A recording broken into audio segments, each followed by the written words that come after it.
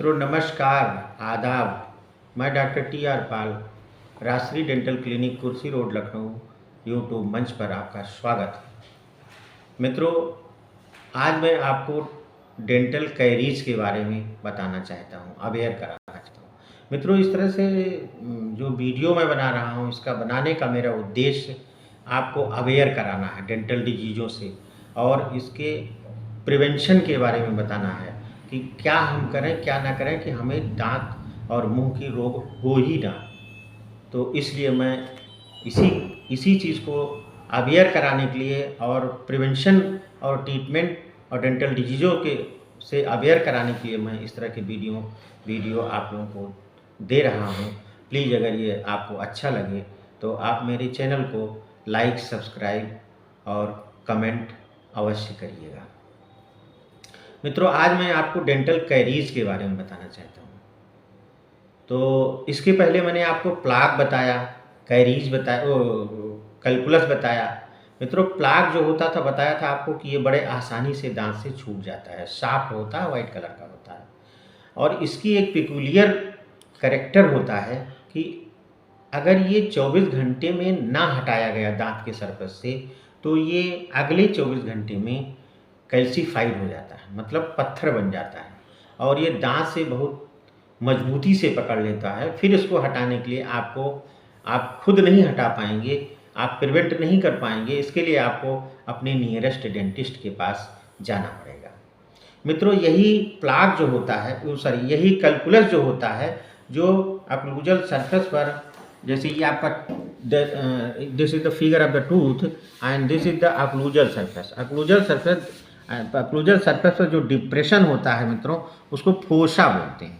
This portion is called fossa, इसको fossa बोलते हैं, अक्लूजल फोसा कह लीजिए, फोसा। और इस जगह पे जो कैलकुलस बन जाता है, जो पत्थर बन जाता है, उसके नीचे मित्रों बैक्टीरियल डिपोजिशन हो जाता है और बैक्टीरियल डिपोजिशन जब हो जाता है तो बैक्टीरिया जो होते हैं वो एसिड बनाते हैं और एसिड जो बनाते हैं बैक्टीरिया, उसमें जो होता है इनेमल को गला देते हैं। क्यों? क्योंकि जो इनेमल होता है, इनेमल का मोस्ट ऑफ द पार्ट जो होता है वो कैल्शियम से बना होता है। मित्रों अगर एसिड में बोन डाल दिया जाए या टीथ को डाल दिया जाए तो धीरे धीरे घुलने लगता है। उसका यही कारण है कि इसके अंदर से जो कैल्शियम होता है वो एसिड से रिएक्शन कर जाता है और इस प्रोसेस को लीच आउट बोलते हैं। कैल्शियम का लीच आउट हो जाता है, मतलब कैल्शियम इसमें से निकल जाता है और इनेमल जो होती है वो वीक हो जाती है। फिर कभी कोई हैवी फोर्स पड़ता है तो इनेमल ब्रेक कर जाती है और ब्रेक करके एक खड्डा टाइप का बन जाता है आपके अक्लूजल सरफेस पर या प्रॉक्सिमल सरफेस। दो दांतों के पास का जो एरिया होता है उसको प्रॉक्सिमल सरफेस बोलते हैं। This is called proximal surface, proximal surface. तो यहाँ भी बनने के चांस होते हैं। और मित्रों, अगर यह कैरीज, यह डिप्रेशन या यह इन्फेक्शन इनेमल तक होता है तो आपको कोई सिम्टम नहीं होगा, मतलब आपको कोई दिक्कत नहीं होगी।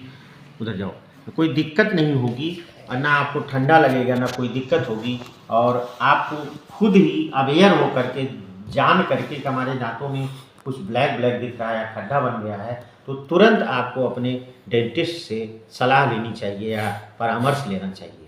और इस स्टेज में मित्रों जो आपका डॉक्टर है वो इसकी अच्छी तरह से सफाई करके और फिलिंग कर देगा तो ये इन्फेक्शन या कैरीज यहीं ख़त्म हो जाएगी, आगे ये प्रोग्रेस नहीं करेगी।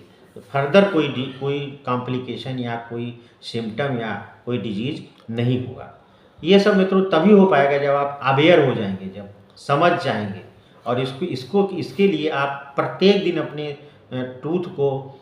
टीथ को जो है मिरर में मुंह खोल करके खुद इंस्पेक्ट करिए, खुद इंस्पेक्शन किया करिए कि मेरे टीथ में कहीं ब्लैक स्पॉट तो नहीं दिख रहा है, कहीं कुछ दिक्कत तो नहीं है। अगर ऐसा कुछ है तो आप तुरंत अपने नियरेस्ट डेंटिस्ट से संपर्क करिए।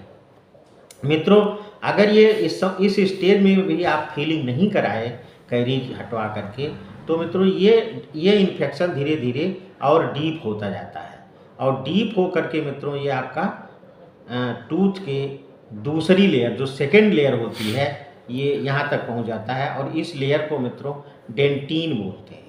इसको डेंटीन बोलते हैं। मित्रों ये डेंटीन जो होती है इनेमल से थोड़ा सॉफ्ट होती है, उतनी हार्ड नहीं होती जितना इनेमल होता है। और इस जब कैरीज आपका डेंटीन तक पहुंच जाता है तो मित्रों आपको, चूँकि डेंटीन में जो होती हैं वो माइक्रो नर्व एंडिंग पाई जाती हैं, पतली पतली ट्यूबुल्स होती हैं और उसके अंदर नर्व्स होती हैं।